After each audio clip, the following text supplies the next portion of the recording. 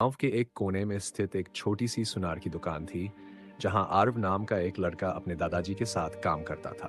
उसके दादाजी इलाके के सबसे कुशल सुनार थे। उनके बनाए गहनों की चमक और बारीकी हर किसी का दिल जीत लेती थी।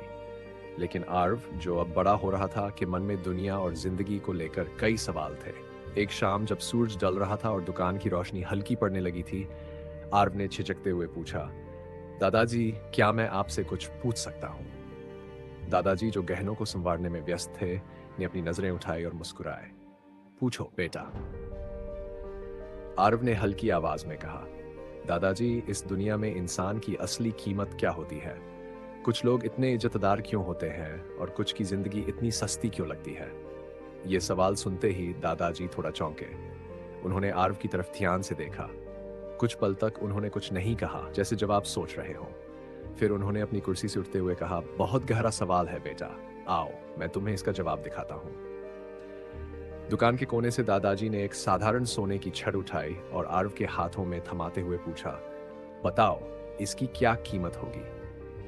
आरव ने छड़ को ध्यान से देखा। वह साधारण सी थी। उसने जवाब दिया, शायद 50,000 रुपये। दादाजी मुस्कुराए। और अगर मैं इस सोने से छोटी छोटी अंगूठियां बना दूं तो?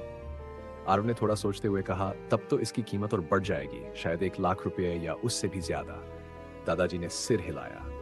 सही। और अगर मैं इससे एक शानदार हार या खूबसूरत कंगन बना दूं तो? आरव की आंखें चमक उठी। उसने उत्साह से कहा, तब तो इसकी कीमत लाखों में पहुंच जाएगी दादाजी।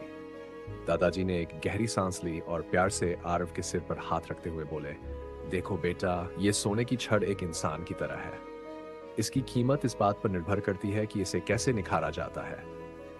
इंसान की असली कीमत भी इसमें नहीं होती कि वह अभी क्या है, बल्कि इसमें होती है कि वह अपने आप को क्या बना सकता है। आरव उनकी बात ध्यान से सुन रहा था, लेकिन उसकी आंखों में हल्की उदासी झलक पड़ी। उसने धीरे से पूछा, लेकिन दादाजी, क्या होगा अगर किसी के पास खुद को निखारने का मौका या साधन न हो? तब क्या उसकी कीमत कभी बढ़ेगी? दादाजी की आंखें नम हो गई। उन्होंने आरव का हाथ थामा और गंभीर स्वर में बोले, यही तो हमारी जिम्मेदारी है बेटा। जैसे मैं इस साधारण सोने को खूबसूरत गहने में बदलता हूँ, वैसे ही हमें दूसरों को उनकी कीमत समझने और निखारने में मदद करनी चाहिए। अगर हम ऐसा कर पाए तो यही हमारी सबसे बड़ी जीत होगी।